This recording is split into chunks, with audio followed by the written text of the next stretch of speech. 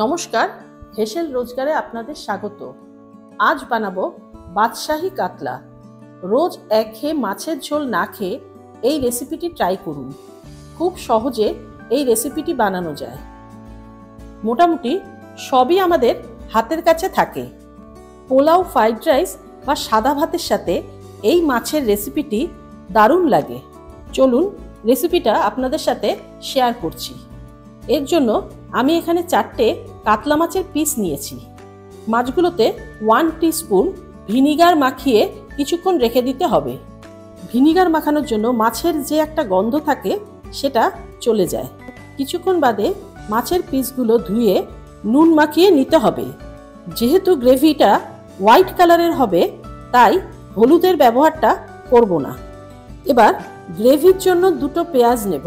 পেঁয়াজগুলোকে স্লাইস করে নিতে হবে। একটা প্যান নিয়ে তাতে সামান্য জল দেব। জল গরম হলে স্লাইস করে রাখা পেঁয়াজগুলো দেব। জলটা এমনভাবেই নিতে হবে পেঁয়াজগুলো যেন ডুবে না যায়।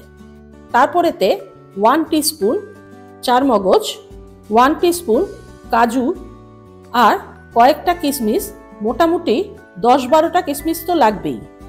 গ্যাস কমিয়ে কিছুক্ষণ ঢেকে এটাকে সেদ্ধ করতে হবে। পেঁয়াজটা সেদ্ধ হয়ে গেছে, জলটাও অনেকটা টেনে নিয়েছে। এবার গ্যাস বন্ধ করে ঠান্ডা করতে হবে। এবার একটা কড়াইয়ে 2 টেবিল স্পুন সাদা তেল নেব।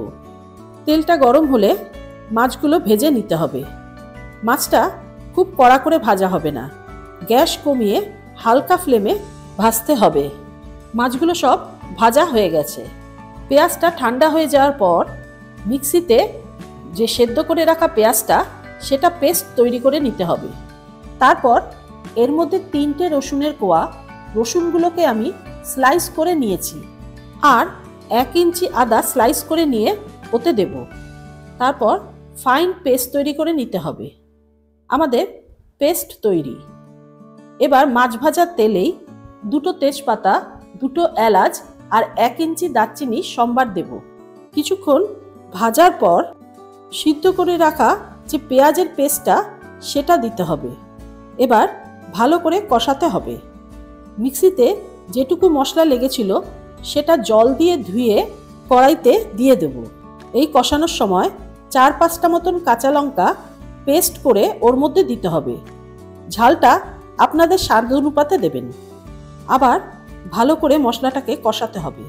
এবার মশলার মধ্যে সামান্য জল দিয়ে ওর মধ্যে 2 টেবিল স্পুন দই দেব। দইটাকে একটু জল দিয়ে ফেটিয়ে নিতে হবে। দইটা দেওয়ার সময় কিন্তু গ্যাসটা লো ফ্লেমে রাখতে হবে। দইটাকে মেশানোর পর এর মধ্যে 1 টিস্পুন জিরা গুঁড়ো দিতে হবে আর 1/2 টিস্পুন কাশ্মীরি লঙ্কা গুঁড়ো দেব। কাশ্মীরি লঙ্কাটা দিলে একটু কালারটা ভালো আসে। এবারেতে স্বাদ মতন নুন দেব আর সামান্য চিনি ব্যবহার করব। যেহেতু টক দই দিয়েছি তাই ব্যালেন্স ঠিক রাখার জন্য একটু চিনি দেব। তারপর ভালো করে আবার কষিয়ে নিতে হবে।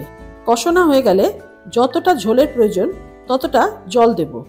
ঝোলটা ফুটে উঠলে এর মধ্যে ভেজে রাখা মাছটা দিয়ে দেব। ঝোলের সাথে মাছটা কিছুক্ষণ ফোটাতে হবে। তারপর এর মধ্যে 1/2 টিস্পুন গরম মশলা গুঁড়ো, 1/2 টিস্পুন ঘি, 1/2 টিস্পুনের থেকেও কম কেওড়া বাটার দেব। গ্যাস কমিয়ে মাছটাকে কিছুক্ষণ ফোটাবো। ঝোলটা ঘন হয়ে গেলে গ্যাসটা বন্ধ করে দেব। বাদশাহী কাতলা সার্ভের জন্য তৈরি। সাধারণত অনুষ্ঠান বাড়িতে এই রেসিপিটি আমরা খেয়ে থাকি। এবার আপনি নিজে তৈরি করে দেখুন কত সহজে তৈরি করা যায়। পোলাও, ফ্রাইড রাইস বা সাদা ভাতের সাথে এটা দারুণ লাগে। রান্নাটা যদি ভালো লাগে প্লিজ সাবস্ক্রাইব করবেন আর কমেন্টে জানাবেন কেমন লাগলো।